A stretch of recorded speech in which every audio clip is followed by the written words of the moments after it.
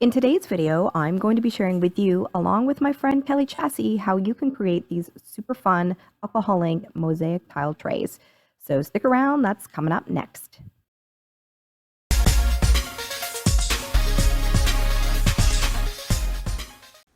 Hello everybody and welcome to another episode of Art with J. Monteith. This week I'm really excited because I'm going to be collaborating with my friend Kellie Chasse. If you haven't seen her channel, I'll leave the link below. You need to check out her work. We do a lot of the same things with alcohol ink and resin, two of our favorite products to use.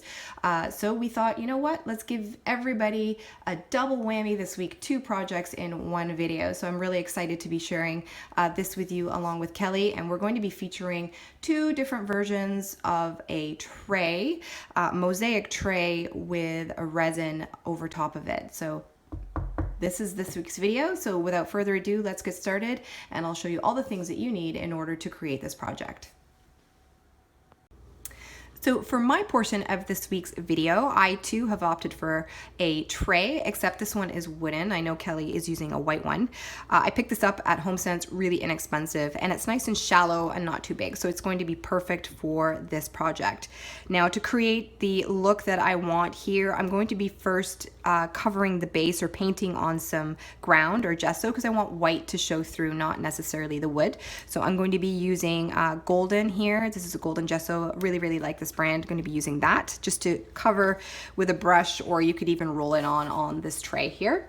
Then for the actual texture, I'm going to be creating this kind of look here. So you'll be needing a piece of Yupo paper. Medium weight is fine. We're going to be cutting this up into pieces for our mosaic look.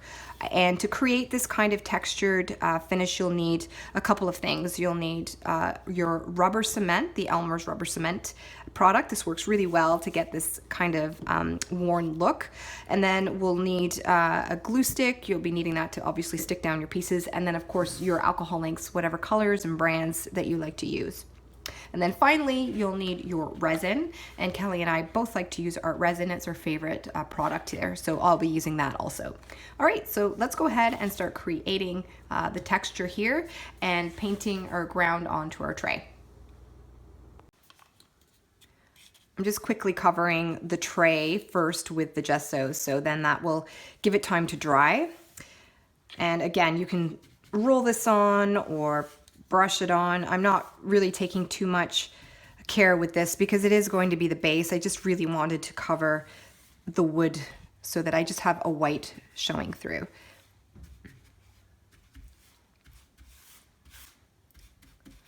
And then once this is dry, we can start putting our pieces of Yupo onto the tray.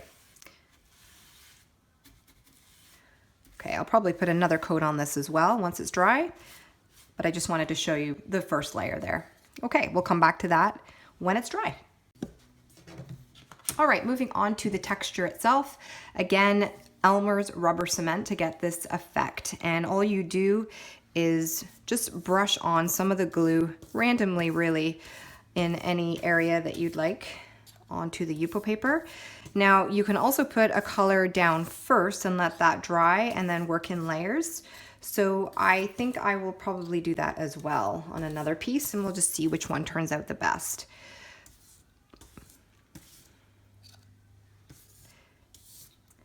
And then once you've covered your Yupo paper where you'd like to see the rubber cement, then you just let that dry for a little while. It shouldn't take too long, and then we can start applying the alcohol ink over top.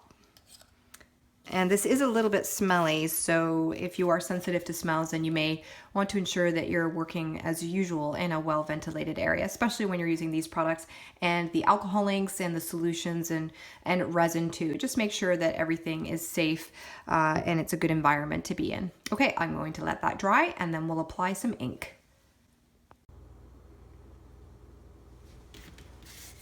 This is nice and dry now, so I'm going to put some ink on that. And I do have another piece underneath that is also dry with ink already on it. So I'm going to rubber cement that as well and do a layered texture as well on that piece. And put some ink on here.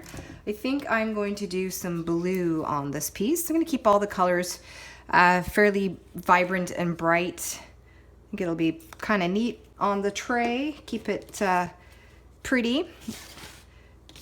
Just mix some around. I've actually got some pink on this ruler too, so it'll give it a slightly different effect with that too. So let's just keep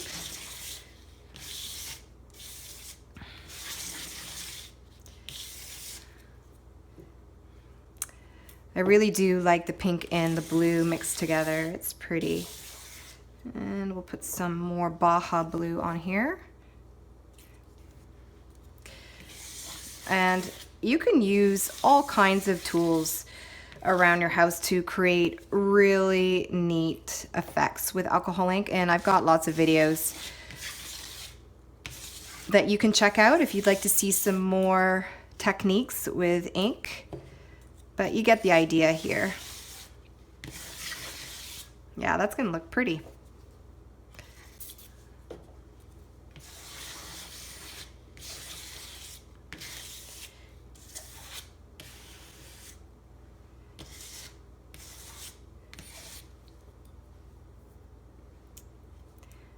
All right, I think I will let this dry and come back to this in a little bit, and then I can remove the rubber cement.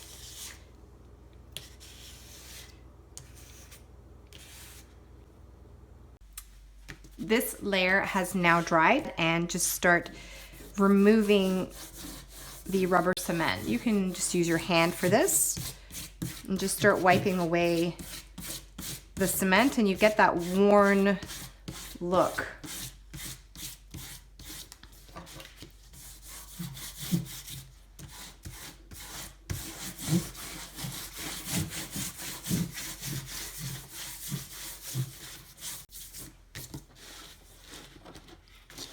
All right, the rest of the rubber cement has been removed, and I actually like the effect the way it is right now. I think I'll leave this one, and I'll add some layering to the other pink piece that I've started. So here are my two finished pieces dried, and we've got some different effects. Like I said, this one is more obvious in what I've done here. So I think if we start cutting these up and into shapes, and then we can start placing them in our tray.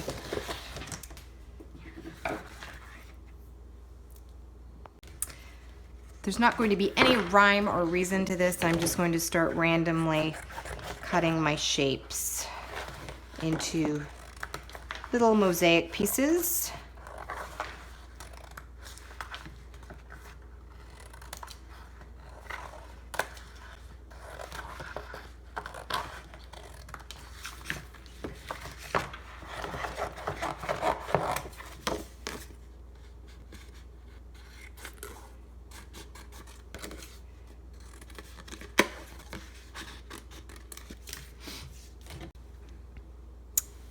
And to stick these down, I am just using a Elmer's glue stick, just so that it has some adhesion, and we can then pour the resin over top of it.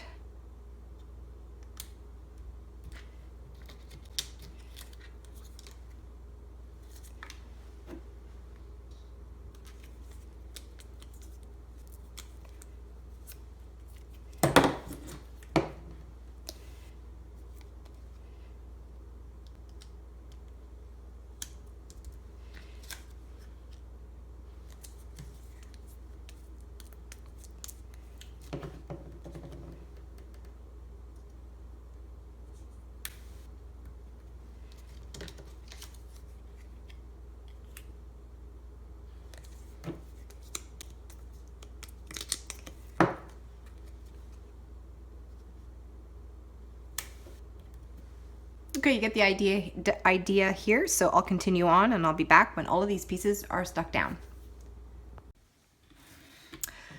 Okay, all of my pieces have been now stuck down onto my tray, and again, I just used the glue stick, the Elmer's glue stick, to put these down onto the tray. I think it looks pretty good, but I think I'm going to actually tint my resin this time. I have resin tint from Art Resin. They come in different color packs and finishes. This is the metallic and pearl pack. There's 8 in this particular box. And I'm going to use, I think, either the purple or the blue, only because the tray colors are that and I think it'll look really nice. A little bit of resin tint goes a long way, and you want to mix it in with your resin. So you don't need very much of this. So I think I will start mixing up my resin, and we'll see how this turns out. So again, just equal parts of the hardener and the resin itself into a plastic container so that you can easily clean it out once this is dry. And if you're not sure how much resin you need, you can go on to artresin.com or .ca and you can use their calculator. They have one there, and it will give you a really good idea of how much you need for specific dimensions and coverage of your art. I like to use a jumbo popsicle stick to mix my resin. So I have the purple here. I'll just put a drop in there. And maybe I'll throw some blue in also. It's really pretty. So we can always add more, but you can't obviously take it out once you've added it. And you want to mix your resin slowly for 3 minutes. And a lot of people mix too quickly. All right, my resin has been tinted, as you can see there. I haven't overdone it, just a little bit, because I still want to be able to see the mosaics underneath. But again, mixed for 3 minutes slowly, and now I am going to pour over my tray. Here we go.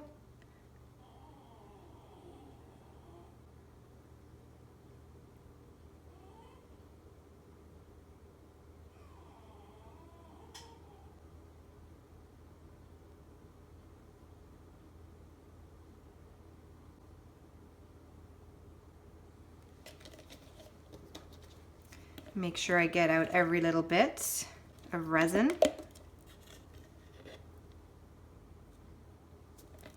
And the great thing about using these popsicle sticks is that once you've scraped out all of the resin of your container, you can just leave that in there, let it set and dry the next day. When you come back, you can just use this as a lever and pull it out of the container, and then you can reuse it. Okay, I think I will torch this a little bit.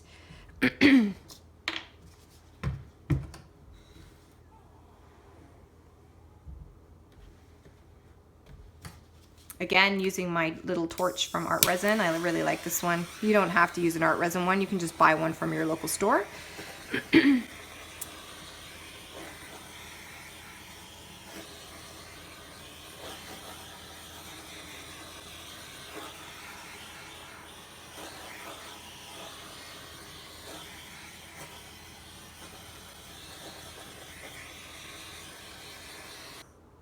Probably check it one more time before I cover this over. You want to make sure that you don't get any dust in here when it's curing. So find a container that works well to cover it overnight. And I'll come back tomorrow and we'll see how this looks.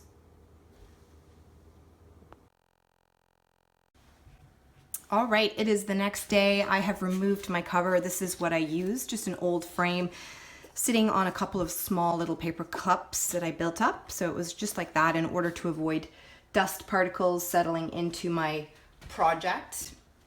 And here we go. Here's the finished tray with a single layer that I poured with my mosaic on there, and I think it turned out fairly well. You can of course continue on and you can just keep building up your mosaic pieces if you wanted to make it more 3D. So there is room here for me to pour another resin layer.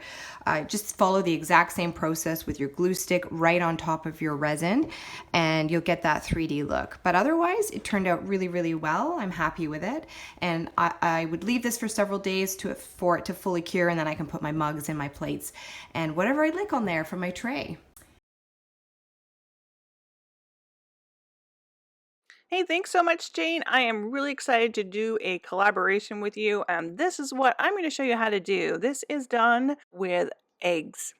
We're going to use the shell of eggs, and I found a large tray. This was on Amazon, and what you're going to want to do is crack the eggs ahead of time. I just put them in a jar because there was no way I was going to eat this many in one sitting. I think it was like 1.5 dozen eggs is what we ended up using. And you're just going to want to crack them, soak them, clean them, put them in some Dawn dishwashing liquid, maybe some vinegar, let them soak overnight, get the membrane out, and then just tip them upside down, let them air dry. They're all done and dry and ready to go. So you're just going to basically snap them down, and you can really pretty much do this any size you want. If you want some smaller pieces, you can do smaller pieces. You want larger pieces, you can go larger. And you're just going to basically crack these up and glue them down. Now I have chosen to use, because I have such a large area, some spray adhesive by Elmer's. So just going to really lightly spray this area. You want to give it just a few seconds afterward, let it kind of sit. It makes it a little bit easier. The glue becomes a little bit more tacky. I tried to do this a little too quickly at first and it would just slide everywhere. And I had glue stuck to my finger. So take it easy, take it slow. And I just started from one corner and just continued to add the pieces of eggshell slowly, and you can be as methodical as you want. I was very random with my pattern here. I just was putting it in there. I found it easier to use some tweezers to really get those placements in there. And I didn't worry about filling up the entire area. I liked having the white showing in between a little bit, but you could always add a little bit more eggshells to yours if you so choose. So we'll speed this up and just really quickly finish this up by adding all of the eggshell across the entire piece here. All right, so I have finished covering my entire area here. This has sat overnight, so it's completely dried. And now I'm just going to add some alcohol inks to this. Now I'm using also Panada inks like Jane is. This is from the Exciter pack. And I'm making this more of a rainbow type look. And just dropping in the ink, and you can see that it's not moving a whole lot here, but I'm going to add my color first, and then we're going to add a little bit of alcohol to this. We'll get some of the areas just filled in a little bit.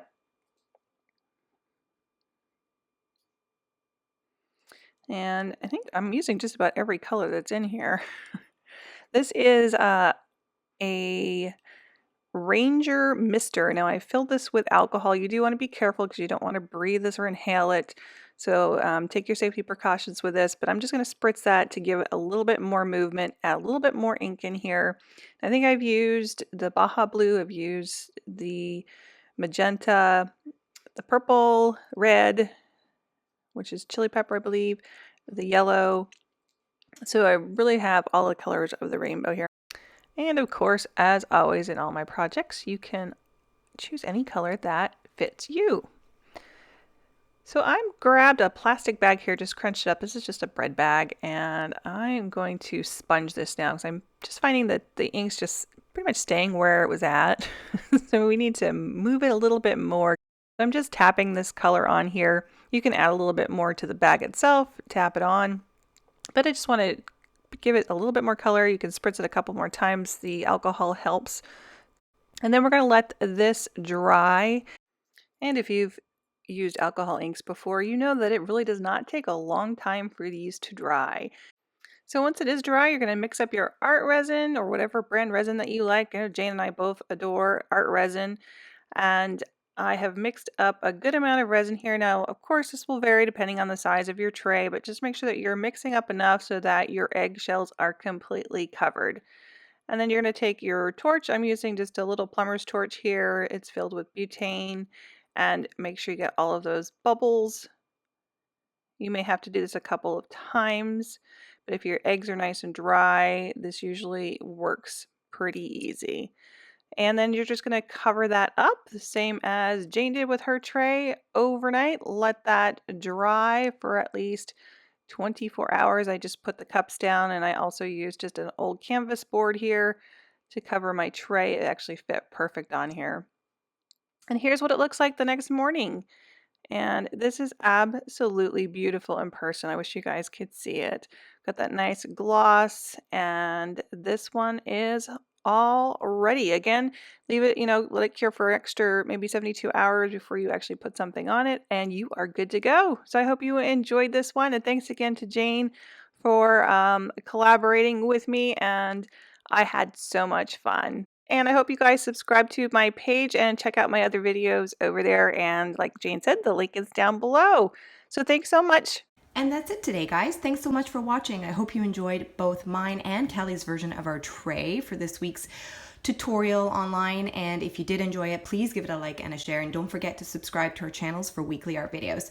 Thanks again. Enjoy your day, and we'll see you guys again real soon.